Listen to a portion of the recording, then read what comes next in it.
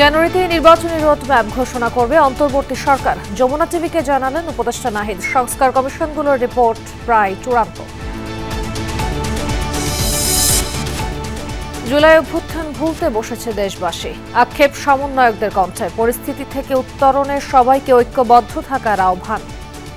June 5 থেকে শুরু করে অগস্ট 5 এই সময়টা যেতে বসেছে। আমরা নিজেদের স্বার্থ নিয়ে এতটাই ব্যস্ত যে এখানে দেশের কি হলো, মানুষের কি হলো, এগুলো চিন্তা করার আমাদের সময় নেই। আগামীতে বৈষম্যহীন রাষ্ট্র গড়তে চায় জামায়াত। থাকবে না ঘুষ, দুর্নীতি, অনিয়ম, জানালেন দলটির আমির। ফের ক্ষমতায় ফেরার অলীক স্বপ্ন দেখছে আওয়ামী লীগ। তারা চেয়েছিল রক্তের পদ্মা, গঙ্গা, যমুনা, সুরমা বয়ে যাক, তাহলে তাদের রাজ্যে আবার জমে উঠবে দেশে বিদেশে।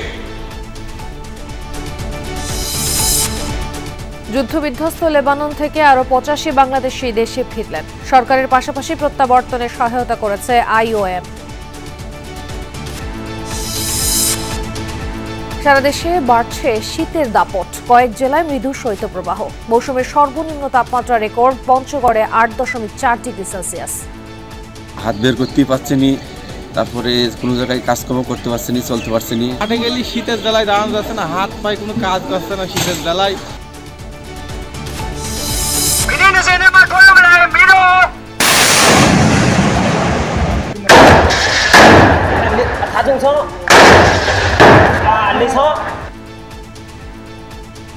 মিয়ানমার বাংলাদেশ সীমান্তবর্তী মংডু দখলে নেয়ার পরও অব্যাহত আরাকান আর্মির অভিযান। অনুপ্রবেশের অপেক্ষায় আরো 5 লাখ রোহিঙ্গা।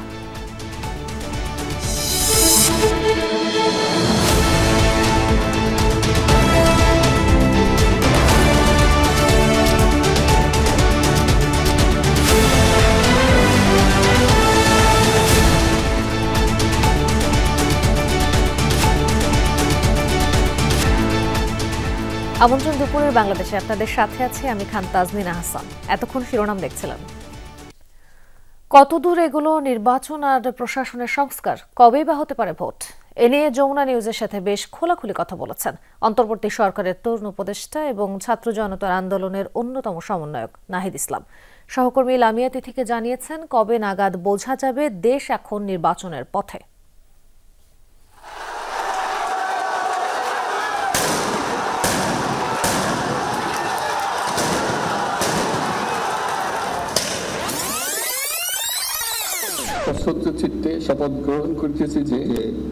ডক্টর মোহাম্মদ ইউনূসের অন্তর্বর্তী সরকার কতদিন থাকবে, কবে হবে নির্বাচন, এ নিয়ে ব্যাপক আগ্রহ আর কৌতূহল জনমনে। রাজনৈতিক দলগুলো সংস্কারের পর নির্বাচনের পক্ষে, তবে লম্বা সময়ের পক্ষে নয় কেউই। নির্বাচন কেন্দ্রিক প্রশাসন, আইন শৃঙ্খলা ব্যবস্থা, বিচার ব্যবস্থা, এগুলোর সংস্কারগুলো করেই আমাদেরকে অতি দ্রুত আমাদের নির্বাচনে যাওয়াটাই হবে এই দেশের মানুষের জন্য সবচেয়ে কল্যাণ। কবে ভোট হবে এ নিয়ে অন্তর্বর্তী সরকারের উপদেষ্টাদের মধ্যে আছে নিজস্ব মত ও যুক্তি। আমি ব্যক্তিগতভাবে মনে করি আগামী বছরই আমরা একটা রাজনৈতিকভাবে নির্বাচিত সরকার দেখব। জুলাই আন্দোলনের নেতৃত্বের পর সরকারের উপদেষ্টা নাহিদ ইসলাম গেল 2 নির্বাচনে অন্য অনেক ভোটারের মতো ভোট দিতে পারেননি তিনিও। এবার নিজেই ভোটের পরিবেশ তৈরির দায়িত্বশীলদের একজন। কেবল নির্বাচন এবং এই একই ব্যবস্থাপনা রেখে, একই কাঠামো রেখে যদি আগের মতোই একটা সরকার আসে, তাহলে তো মানুষের আসলে এই জীবন দেওয়ার কোনো মানে হয় নাই। তাই আমরা যাতে পরিবর্তনটা আসে এই ধরনের কিছু রূপরেখা আমরা তৈরি করছি, উদ্যোগ নিচ্ছি, এবং পরবর্তীতে যেই সরকারে আসবে নির্বাচিতভাবে তারাও সেটার ধারাবাহিকতা রাখবে। তো কবে নাগাদ সেই নির্বাচন? যমুনা টেলিভিশনকে জানালেন খুব দেরি নয়। বাংলাদেশের মানুষ নির্বাচন প্রত্যাশা করতেছে। একটা বড় প্রজন্ম ভোট দিতে পারে না, আমি নিজেও কখনো ভোট দিতে পারিনি, ফলে আমরা সেটা অবশ্যই আগ্রহ করি। জানুয়ারির মধ্যেই সংস্কার কমিশন, যেগুলো 6টা প্রাথমিকভাবে হয়েছে, তাদের রিপোর্ট দেওয়ার কথা। তাদের রিপোর্টটা হলে সেটা রাজনৈতিক দলগুলোর সাথে একটা ব্যাপক আলোচনার ভিত্তিতে তখন হয়তো রোডম্যাপটা ঘোষণা করা হবে। এরই মধ্যে খসড়া ভোটার তালিকা প্রায় চূড়ান্ত করেছে নির্বাচন কমিশন। এরপর বাড়ি বাড়ি গিয়ে হালনাগাদ। একই সাথে চলবে সংস্কার। রাজনৈতিক দলগুলো ঝালিয়ে নিচ্ছে তৃণমূলে নিজেদের জনপ্রিয়তা। এই ধৈর্য আমাদেরকে অব্যাহত রাখতে হবে। লামিয়া তিথি, যমুনা নিউজ, ঢাকা। চলতি মাসের মধ্যে শব্দ দূষণের বিধিমালা চূড়ান্ত করে প্রকাশ করা হবে, এমনটা জানিয়েছেন পরিবেশ, বন ও জলবায়ু পরিবর্তন উপদেষ্টা সৈয়দ রিজওয়ানা হাসান। সকালে গুলশানে শব্দ দূষণ নিয়ন্ত্রণে সচেতনতা বৃদ্ধি এবং গাড়ি চালকদের পুনঃপ্রশিক্ষণ কর্মসূচি ছিল। সেখানেই তিনি বলেন, সচেতনতামূলক ক্যাম্পেইন চালিয়ে নীরব 10টি এলাকা ঘোষণা করা হবে জানুয়ারিতে। জনদুর্ভোগ হয়তো কিছুটা কমানো যাবে, কিন্তু বায়ুর মান খুব দ্রুত নিয়ন্ত্রণ করা সম্ভব নয় উল্লেখ করে উপদেষ্টা বলেন, শব্দ দূষণের কারণে ট্রাফিক পুলিশদের কাজ করাও দুঃসহ হয়ে পড়েছে। এ সময় সাংবাদিকদের এক প্রশ্নের জবাবে রিজওয়ানা বলেন, নির্বাচন কবে হবে তা ঘোষণা করবেন প্রধান উপদেষ্টা। 53 বছরেও রাজনৈতিক দলগুলো কেন রাষ্ট্র সংস্কারের কাজ করতে পারেনি এমন প্রশ্ন রাখেন উপদেষ্টা। বলেন, জনগণের ইচ্ছায় অন্তর্বর্তী সরকারকে সংস্কার কাজে হাত দিতে হয়েছে। রাজনৈতিক দলেরা যে কথা বলছে যে তারা ছাড়া সমস্যার সমাধান করা সম্ভব না, তারা তাহলে 53 বছর সমস্যার সমাধান করে নাই কেন? Would you please answer? কেন আজকে আমাদেরকে দায়িত্ব নিতে হলো? Would you please answer? তারা একটা রূপকল্প কি এখনো পর্যন্ত আমাদেরকে দিয়েছে? তারা যে আমাদের কাছ থেকে বলছে যে ম্যাপ দিতে হবে, এই করতে হবে, রোড ম্যাপ করতে হবে, তারা কি একটা রোড ম্যাপ দিয়ে দিয়েছে যে এই সমস্যাগুলোর তারা কি করে সমাধান করবে? দেশের অধিকাংশ মানুষ জুলাই অভ্যুত্থান ভুলতে বসেছে, সে কারণেই খুনিদের নামে মিছিল ও স্লোগান হচ্ছে, এমন ক্ষোভ প্রকাশ করেছেন জাতীয় নাগরিক কমিটির মুখ্য সংগঠক সার্জিস আলম। অনেক প্রাণের বিনিময়ে বর্তমান পরিস্থিতি তৈরি হবার পরও কিছু মানুষ ব্যক্তি স্বার্থ উদ্ধার করতে ব্যস্ত জানান তিনি। সকালে চাঁপাইনবাবগঞ্জ ফোরাম আয়োজিত আলোচনায় এসব কথা বলেন সার্জিস আলম। আপনার এলাকায় বিনিয়োগ যদি না হয়। সকালে রাজধানীর ডিপ্লোমা ইঞ্জিনিয়ার্স ইনস্টিটিউশনে মিলন মেলার আয়োজন করে চাঁপাইনবাবগঞ্জ সমিতি।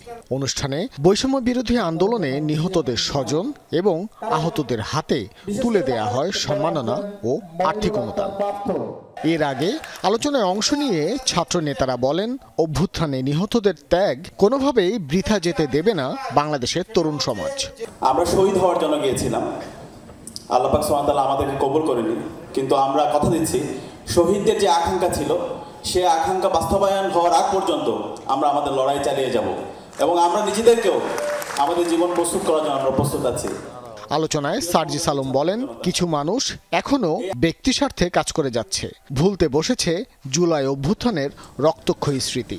আমরা বাংলাদেশের অধিকাংশ মানুষ এখন জুন 5 থেকে শুরু করে অগাস্ট 5 এই সময়টা ভুলে যেতে বসেছি। এই বাংলাদেশে আমরা এখনই একজন খুনির নাম দিয়ে আবারও স্লোগান দেই, একজন খুনির নাম দিয়ে আবারও দেয়ালে লিখন হয়,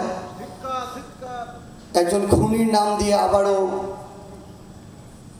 দেশের বাইরে থেকে অনলাইনে শত শত মানুষ ভিডিও কনফারেন্সে যুক্ত হয়। আওয়ামী লীগের শাসনামলের প্রতিটি ক্ষেত্রেই উত্তরবঙ্গের মানুষ বঞ্চিত হয়েছে বলেও উল্লেখ করেন সার্জিস। আজকে দক্ষিণের একটা পৌরসভা যে বাজেট পেয়েছে, উত্তরের একটা জেলা সে বাজেট পায়নি অর্থনৈতিক উন্নয়নে। একটা পরিবারের আত্মীয় স্বজন এবং এমনকি ওই পরিবারের শ্বশুর বাড়ির যত আত্মীয় স্বজন ছিল তাদের নামেও বাংলাদেশে অসংখ্য ইনস্টিটিউট হয়েছে, কিন্তু আপনি দেখবেন এই উত্তরের জনপদে 3টা প্রতিষ্ঠিত বিশ্ববিদ্যালয় নেই পুরো উত্তরের জনপদে। আলোচনায় উত্তরবঙ্গের উন্নয়নের বিভিন্ন দাবি তুলে ধরা হয় চাঁপাইনবাবগঞ্জের বিভিন্ন শ্রেণী পেশার মানুষের পক্ষ থেকে। ভাস্কর ভাদুরী, যমুনা নিউজ, ঢাকা। আমাদের দেশে একটা প্রচলন আছে, বছরের প্রথমে একটা বাচ্চাদের জন্য একটা বড় অ্যামাউন্ট লাগে। ঠিক করলাম যে আমরা একটা ডিপিএস খুলি এবং বিকাশে এটা খোলার কারণ হচ্ছে কি, বেশি হ্যাজেল নাই, বাসায় বসেই সব করা যাচ্ছে। আমি যে টাকাটা তুলছি, সেক্ষেত্রেও দেখা গেছে যে আমার ওরা কোনো চার্জ নেয়নি। বিকাশ অ্যাপে ডিপিএস, টাকা জমায় সারা দেশ। আওয়ামী লীগের রাজনৈতিক মৃত্যু হয়েছে, এই মন্তব্য করলেন জামায়াতে ইসলামীর আমির ডাক্তার শফিকুর রহমান চৌধুরী। প্রায় এক যুগ পর সিলেটে প্রকাশ্যে হলো দলটির কর্মী সম্মেলন ও সমাবেশ। প্রধান অতিথির বক্তব্যে তিনি জানান, দেশের শান্তি ও সার্বভৌমত্বের প্রশ্নে সবাই ঐক্যবদ্ধ। 2009 সালের পর সিলেটে প্রথমবার প্রকাশ্যে সমাবেশ করল জামায়াতে ইসলামী। নেতাকর্মীদের পদচারণায় পরিপূর্ণ হয়ে ওঠে সমাবেশস্থল। 11টার পর মঞ্চে ওঠেন আমির ডক্টর শফিকুর রহমান চৌধুরী। এর আগে দলটি স্থানীয় ও কেন্দ্রীয় নেতাকর্মীদের উদ্দেশ্যে বিভিন্ন দিক নির্দেশনামূলক বক্তব্য দেন।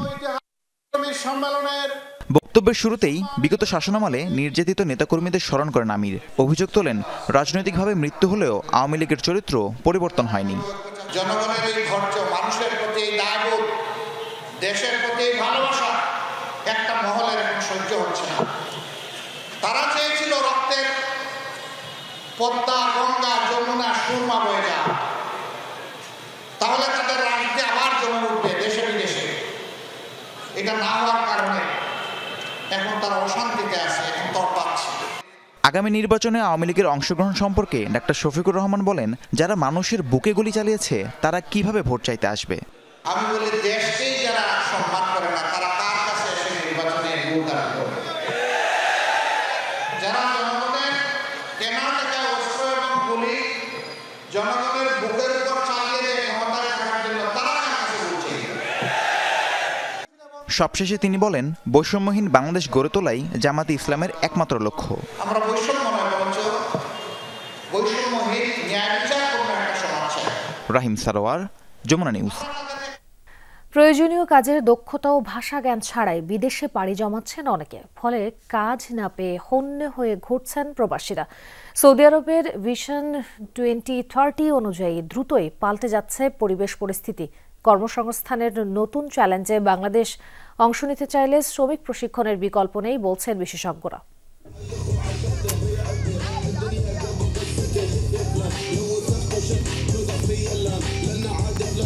সৌদি আরবের স্থানীয় নৃত্য, বড়দের সাথে ছোটরাও সুরের তালে শরীর এলিয়ে সাড়া দেন।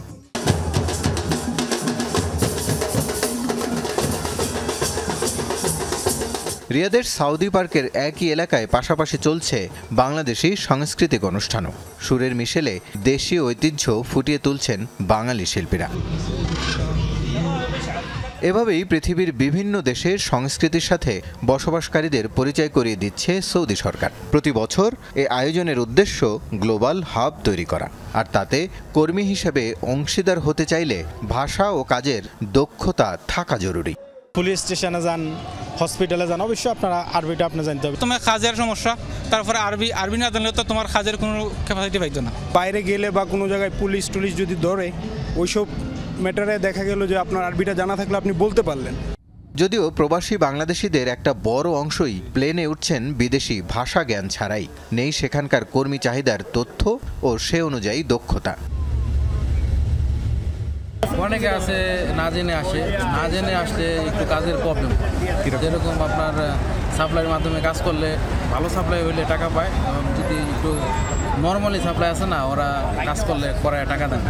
কাজ জানলে এখানে মূলত আমাদের একটা ইয়া থাকে, ভালো টেকনিশিয়ানে ঢুকতে পারে, কাজ না জানলে তো হেল্পারে ঢুকে। এদিক থেকে অনেকটাই গোছালো ভারত বা পাকিস্তানের কর্মী ব্যবস্থাপনা। নির্দিষ্ট কাজে নির্দিষ্ট দক্ষতা নিয়েই বিদেশ পাড়ি দিচ্ছেন সেখানকার কর্মীরা। যেই অবস্থাগুলো ভারত পাকিস্তানের হয় না, নেপালের হয় না, কেন বাংলাদেশের হয়? 3 মাসের ট্রেনিং দিয়ে দেয়, সেটা কোথাওই গ্রহণযোগ্য না। 6 মাসের নিচের কোনো স্কিলই গ্রহণযোগ্য না।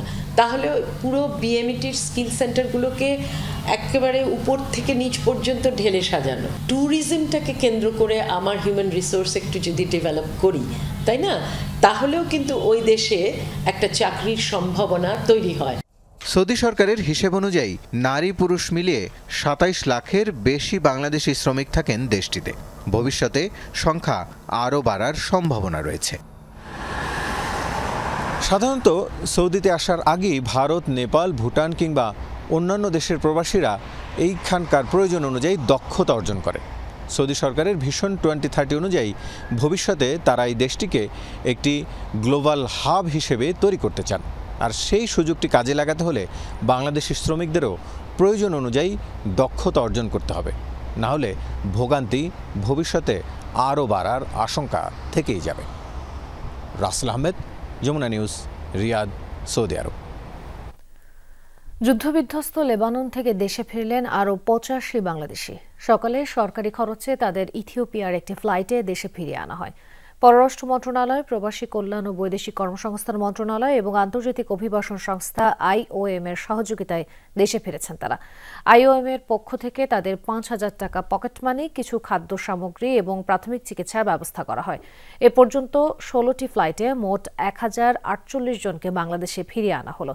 তাদের সাথে পররাষ্ট্র মন্ত্রণালয়ের কর্মকর্তারা যুদ্ধের ভয়াবহতা নিয়ে কথা বলেন, সার্বিক খোঁজ খবর নেন। পররাষ্ট্র মন্ত্রণালয় জানিয়েছে, এখন পর্যন্ত একজন বাংলাদেশি লেবাননের বোমা হামলায় মারা গেছেন। পিলখানা হত্যাকাণ্ড মামলার পুনর্তদন্ত, কারাবন্দীদের মুক্তি, মামলার সব রায় বাতিল সহ 8টি দাবি জানিয়েছে কারা নির্যাতিত বিডিআর পরিবার।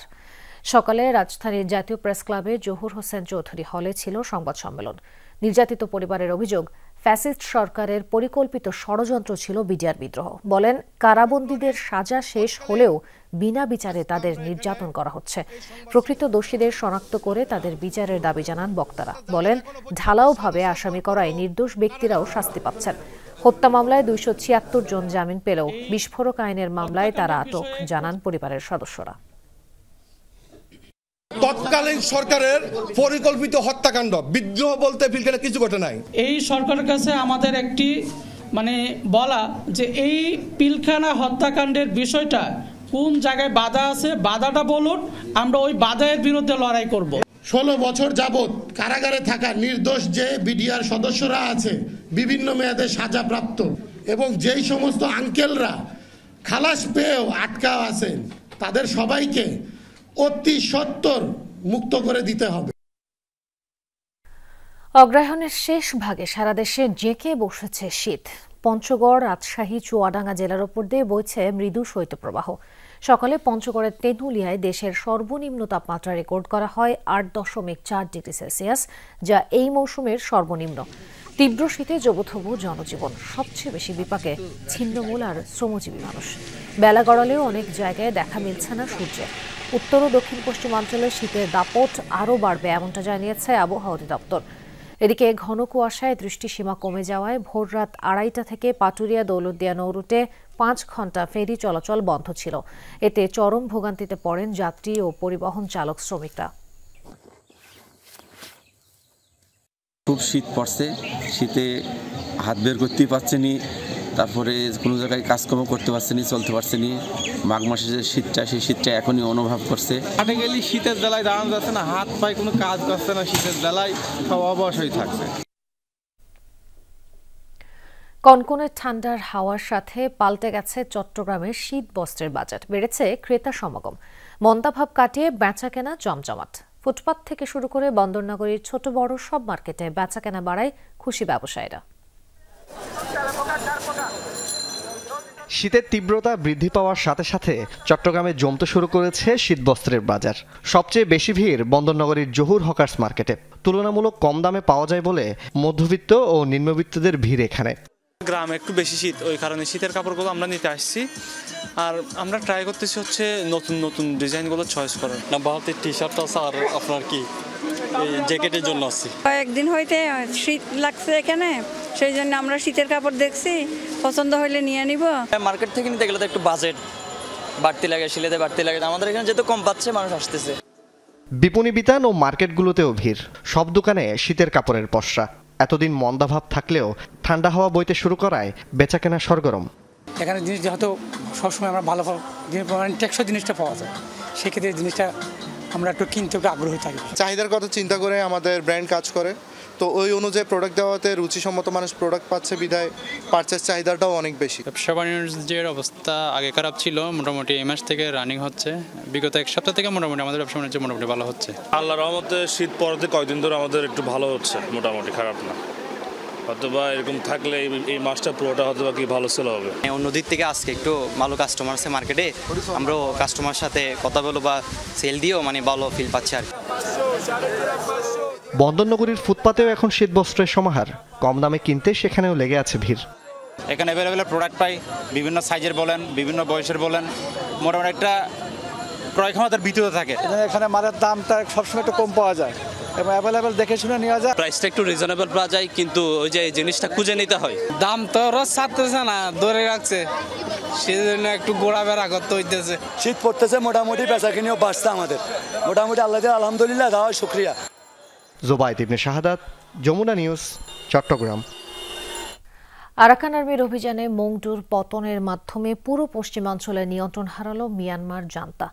এরই মধ্যেও একাধিক জেনারেল সহ কয়েকশো সেনা সদস্যকে আটক করেছে বিদ্রোহীরা। পরিস্থিতি সামাল দিতে মংডু সহ রাখাইন রাজ্যের সীমান্ত এলাকায় যে কোনো সময় বড় অভিযান চালাতে পারে সামরিক বাহিনী। এ অবস্থায় আবারও শঙ্কা দেখা দিয়েছে বাংলাদেশে রোহিঙ্গা অনুপ্রবেশের।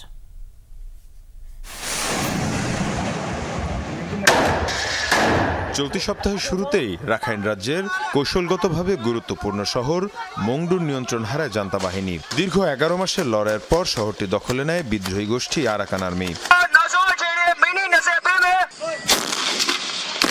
মিয়ানমার সীমান্তরক্ষী বাহিনীর সবচেয়ে গুরুত্বপূর্ণ ঘাঁটিটি নিয়ন্ত্রণ নেয় বিদ্রোহীরা। এর ফলে বাংলাদেশ মিয়ানমার সীমান্তের প্রায় 270 কিলোমিটার এলাকার নিয়ন্ত্রণ এখন আরাকান আর্মির হাতে। বিদ্রোহী গোষ্ঠীটি সহ মিয়ানমারের বিভিন্ন গণমাধ্যমে প্রচারিত ভিডিওতে দেখা যায় এরই মধ্যে এক জেনারেল সহ বেশ কয়েকজন উচ্চপদস্থ সেনা কর্মকর্তাকে বন্দী করা হয়েছে। সেনাঘাঁটির ভেতরে অনেক মরদেহ পড়ে থাকতে দেখা যায়। আন্তর্জাতিক বিভিন্ন গণমাধ্যম বলছে দুপক্ষের দীর্ঘ সংঘাতে ধ্বংস হয়েছে মংডুর প্রায় 80% স্থাপনা, বাস্তুচ্যুত হয়েছেন বহু মানুষ, দেখা দিয়েছে চরম খাদ্য সংকট। যে কোনো সময় রাখাইনের পশ্চিমাঞ্চলে বড় পরিসরে সেনা অভিযান চালাতে পারে জান্তা বাহিনী। তাই বাংলাদেশ সীমান্তে আবারও রোহিঙ্গা ঢলের শঙ্কা দেখা দিয়েছে। রাখাইন রাজ্যে এখনো বসবাস 5 লাখের বেশি রোহিঙ্গার। মীর মুশফিকা হাসান, যমুনা নিউজ। 2 সপ্তাহের সংঘাতে সিরিয়ায় বাস্তুচ্যুত প্রায় 11 লাখ মানুষ, যাদের বেশিরভাগই নারী ও শিশু। 27 নভেম্বর বিদ্রোহীদের অভিযান শুরুর পর শুধু আলেপ্পোরই প্রায় 6.5 লাখ মানুষ ঘরবাড়ি ছেড়েছেন। ইদলিব থেকে 3,34,000 আর হামা থেকে বাস্তুচ্যুত হয়েছে 1,36,000 সিরীয়। জাতিসংঘের মানবাধিকার বিষয়ক সংস্থা OCHA জানিয়েছে এসব তথ্য। অন্যদিকে আশপাশের এলাকা থেকে আরও 3,38,000 গৃহহীন মানুষ আশ্রয় নিয়েছে ইদলিবে। অন্যদিকে রাজধানী দামেস্কো আর হামায় ঠাঁই নিয়েছে 3 লাখের কাছাকাছি সিরীয় নাগরিক। আসাদ সরকারের পতনের পর এখনও দেশটির উত্তর পূর্বাঞ্চলীয় এলাকার প্রায় 250 আশ্রয় শিবিরে আশ্রিত রয়েছে আরও 4 লাখ মানুষ। তবে কি বদলে যাচ্ছে মধ্যপ্রাচ্যের মানচিত্র? বাশার আল আসাদের পতনের পর অঞ্চলটিতে ইসরায়েলি আগ্রাসন ঘিরেই উঠছে এই প্রশ্ন। বিশ্লেষকরা বলছেন দীর্ঘদিন থেকেই ছিল তাদের পরিকল্পনা। পশ্চিম তীরের মতো দখলদারিত্ব প্রতিষ্ঠা করতে চায় সিরিয়ায়। আছে ভিন্ন মত। অনেকে বলছেন চলমান অস্থিতিশীলতার ফায়দা লুটতে চাইছে আধিপত্যবাদে বিশ্বাসী নেতানিয়াহু। আসাদের পতনের পরই সিরিয়ায় বেড়েছে ইসরায়েলের ঔদ্ধত্য, নিশানায় সামরিক স্থাপনা আর সেনা ছাউনিগুলো। বিশ্বনেতাদের নিন্দা সমালোচনার মুখেও অগ্রসর হচ্ছে গোলান মালভূমিতে। নেতানিয়াহু প্রশাসনের সাফাই, নিজ ভূখণ্ডের নিরাপত্তার স্বার্থেই এসব অভিযান। তবে বিশ্লেষকদের কণ্ঠে ভিন্ন সুর। বলছেন সিরিয়ার টালমাটাল পরিস্থিতির ফায়দা লুটছে ইসরায়েল, কারণ মধ্যপ্রাচ্যের মানচিত্রে পরিবর্তন আনাই তাদের লক্ষ্য। তাই দখলদারিত্ব প্রতিষ্ঠায় এবার উঠে পড়ে লেগেছে তেল আবিব। সিরিয়ায় হামলা ইসরায়েলের কৌশলগত ও সুবিধাবাদী অবস্থানের মিশ্রণ। বর্তমানে আমরা যা দেখছি সেই পরিকল্পনা ইসরায়েল 7 অক্টোবরের পরই করেছিল। অস্থিতিশীলতার গন্ধ পেলেই সেখানে সম্পৃক্ত হয়ে নিজ স্বার্থ আদায় করা ইসরায়েলের পুরনো স্ট্র্যাটেজি। এর আগে জাতিসংঘের সাধারণ পরিষদেও মধ্যপ্রাচ্যের পরিবর্তিত একটি মানচিত্র প্রদর্শন করেন ইসরায়েলি প্রধানমন্ত্রী। সে সময়ও ইস্যুটি আন্তর্জাতিক মহলে তুলেছিল ঝড়। সেই নীল নকশা বাস্তবায়নেই এবার মাঠে নেমেছে আইডিএফ, এমনটাই ভাবছেন অনেকে। আবার এমন সম্ভাবনাকে উড়িয়েও দিচ্ছেন অনেকে। বলছেন ইসরায়েল বরাবরই আগ্রাসী রাষ্ট্র, তাই নির্দিষ্ট পরিকল্পনা নয়, বরং চলমান বিশৃঙ্খলার সুযোগ নিচ্ছে নেতানিয়াহু। সবাই বলার চেষ্টা করছে নেতানিয়াহু প্রশাসন বহুদিন ধরে ছক কষছে, কিন্তু তাতে আমি একমত নই। এটি খুব বেশি দূরদর্শী চাল নয়। চলমান অস্থিতিশীলতায় নিজেদের আধিপত্য বিস্তার করছে তারা। তবে সিরিয়া ইসরায়েল সংঘাতের ইতিহাস পুরনো। 2013 সালে প্রথমবার সিরিয়ার একটি অস্ত্রবহরে হামলা চালায় ইসরায়েল, যাতে প্রাণও হারাতে হয়েছিল 2 জনকে। তারপর থেকেই সিরিয়ার বিভিন্ন টার্গেটে নিয়মিত আক্রমণ চালিয়ে আসছে ইসরায়েল। ইফাতারা খন্দকার, যমুনা নিউজ। গ্রেফতার হলেন ভারতীয় সুপারস্টার আল্লু অর্জুন, যার সুপারহিট মুভি পুষ্পা 2 দেখতে যাওয়ার পর পদদলিত হয়ে এক নারী দর্শক মারা যান। সেই মামলায় আজ এই তেলেগু অভিনেতাকে গ্রেফতার করল হায়দ্রাবাদ পুলিশ। শুক্রবার খবরটি নিশ্চিত করেছে ভারতীয় গণমাধ্যমগুলো। গত 4 ডিসেম্বর হায়দ্রাবাদের সন্ধ্যা থিয়েটারে পুষ্পা 2 মুভির প্রিমিয়ার দেখতে যান 35 বছর বয়সী ওই নারী। এ সময় পদদলিত হয়ে তার মৃত্যু হয়। গুরুতর আহত হয় তার ছেলে। বর্তমানে শিশুটি হাসপাতালে চিকিৎসাধীন। প্রশাসনের গাফিলতির অভিযোগে আল্লু অর্জুন থিয়েটারের মালিক এবং ম্যানেজারের বিরুদ্ধে মামলা করেছে নিহতের পরিবার। পুলিশ জানিয়েছে, দুর্ঘটনার সময় থিয়েটারে উপস্থিত ছিলেন আল্লু অর্জুন। তাকে এক নজর দেখতেই দর্শকদের মাঝে হুড়োহুড়ি শুরু হয়।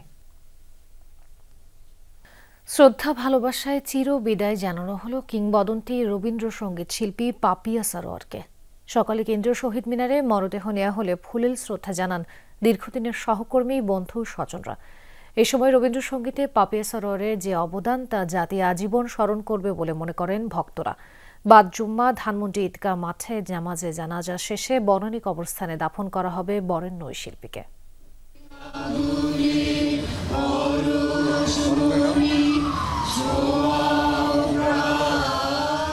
রবীন্দ্রসঙ্গীতেই যিনি কাটিয়েছেন জীবনের বড় অংশ, সেই রবীন্দ্রসঙ্গীত পরিবেশন করেই তাকে জানানো হয় শেষ বিদায়। সকালে রবীন্দ্রসঙ্গীত শিল্পী পাপিয়া সারোয়ারের মরদেহ আনা হয় কেন্দ্রীয় শহীদ মিনারে। সেখানে একে একে শ্রদ্ধা জানায় বাংলাদেশ রবীন্দ্রসঙ্গীত শিল্পী সংস্থা, পাপিয়া সারোয়ারের নিজ হাতে গড়া প্রতিষ্ঠান গীতিসুধা, গীতাঞ্জলি, সত্যেন সেন শিল্পী গোষ্ঠীসহ বিভিন্ন সাংস্কৃতিক সংগঠন আর বিশিষ্টজনেরা। এ সময় সঙ্গীতাঙ্গনে তার অবদানের কথা তুলে ধরা হয়। পাপিয়া সারোয়ার, আপনাকে আমরা ভুলব না, এই জাতি, এই প্রজন্ম ভুলবে না, আমরা কথা দিলাম। সকলের প্রাণের প্রিয় মানুষ হয়ে উঠেছিলেন যারা, তাদের চলে যাওয়াটা সত্যি বেদনার, মর্মান্তিক। তারা বলেন, রবীন্দ্রসঙ্গীতের প্রচার প্রসার অনন্য উচ্চতায় নিয়ে গেছেন পাপিয়া সারোয়ার, তাই আজীবন তিনি বেঁচে থাকবেন কর্মের মাঝে। রবীন্দ্রসঙ্গীতকে তিনি শুধু লালন করেননি, মনে মনে সে পালনও করেছেন। শুধু গান না, একজন পরিপূর্ণ মানুষ হিসাবে যেভাবে আমরা একটা আদর্শ মানুষ হিসাবে ভাবি, পাপিয়া দিকে আমরা সেটাই দেখে এসেছি। স্বাধীনতার পর শান্তিনিকেতনে রবীন্দ্রসঙ্গীতে উচ্চশিক্ষা শেষে দেশে এসে কাজ করেন রবীন্দ্রসঙ্গীত চর্চায়। সারা জীবনই মা কাজ করেছে রবীন্দ্রসঙ্গীত এবং কালচারালি এস্টাবলিশ করা। মা সবসময় নতুন আর্টিস্টদেরকে প্রমোট করত। 2021 সালে 21শে পদক পেয়েছেন তিনি। এছাড়াও অসংখ্য সম্মাননা রয়েছে তার ঝুলিতে। Rabbi Siddiqui, Jamuna news, Dhaka. Run for health, run for unity, এই প্রতিপাদ্যকে সামনে রেখে হয়ে গেল ইউসিআর হাফ ম্যারাথনের তৃতীয় আসর। হাতের ছিলে 2টি ক্যাটাগরিতে প্রায় 2000 নারী, পুরুষ, শিশু প্রতিযোগিতায় অংশ নেন। আয়োজকরা বলেন, সমাজের সুস্থতার জন্য প্রয়োজন সবার একতা। রাতের শেষ ভাগে কুয়াশার চাদরে মোড়ানো পুরো হাতির ঝিল। ছুটির দিনে শীতের আরামদায়ক ঘুম উপেক্ষা করেই এক ঝাঁক নারী, পুরুষ, শিশু জড়ো হন।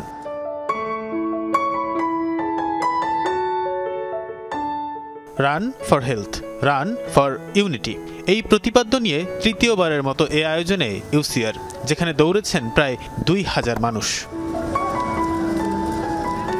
আয়োজনের মূল বার্তা, দেহের সুস্থতার পাশাপাশি সমাজের সুস্থতার জন্য প্রয়োজন সর্বস্তরের একতা। দেশ গঠনে সবাইকে এক হতে আহ্বান সবার। ইউনিটি একটা দেশকে, একটা সমাজকে বদলে দিতে পারে। সো আমরা যারা একে অপরকে সহযোগিতা করতে পারি, তাহলে আমরা অনেক কিছু চেঞ্জ করতে পারি। Look at the crowd, vibrant, everyone is running together. একটা একা একা ওয়ার্কআউট করা, একটা হচ্ছে হোল কমিউনিটি। দেশের যে পরিস্থিতি, সবাই এক থাকা প্রয়োজন। এই ধরনের অ্যাক্টিভিটিসের মাধ্যমে যখন নাকি ছেলেমেয়েরা এবং সাধারণ মানুষ ইনভলভ থাকে, তখন কিন্তু অন্য কোনো বাজে কাজের মধ্যে তারা থাকে না।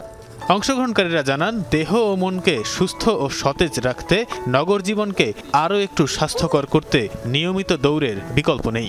Health is important, so health ভালো রাখার জন্য দৌড়াতে হবে, সেটা ঘুমের চাইতেও বেশি ইম্পর্টেন্ট। নিজের জন্য যদি কিছু করতে হয় তাহলে এই ঘুম ভেঙে আপনাকে সকালবেলা রান করতে হবে। দৌড়িয়ে আমার স্ট্রেংথও বাড়ছে, আবার এনার্জিও বাড়ছে, আবার অনেক মজাও লাগছে। আমি রিসেন্টলি ফিটনেস নিয়ে একটু কনসিয়াস হয়েছি, তো আমার কাছে মনে হয় দৌড়ানোটা অনেক ইম্পর্টেন্ট। রেগুলার বেসিস যদি দৌড়ানো হয় তাহলে তো আমাদের শরীর সুস্থ সব দিক দিয়ে আমরা ফিট থাকতে পারি। আয়োজনে ছিল দুটি ক্যাটাগরি, 21.1 কিলোমিটার ও 7.5 কিলোমিটার দৌড়ে যোগ দিয়ে সুস্থতা ও একতার বার্তা ছড়িয়ে দিলেন সবাই। শারীরিক এবং মানসিক সুস্থতার জন্য দৌড়ের ভূমিকা সবারই জানা। এই ম্যারাথনের আয়োজকরা বলছেন, দেশের এবং সমাজের সুস্থতার জন্য চাই সবার একতা। তানফির সিদ্দিক টিপু, যমুনা নিউজ, ঢাকা। এই ছিল দুপুরের বাংলাদেশে। এতক্ষণ সাথে থাকার জন্য ধন্যবাদ সবাইকে।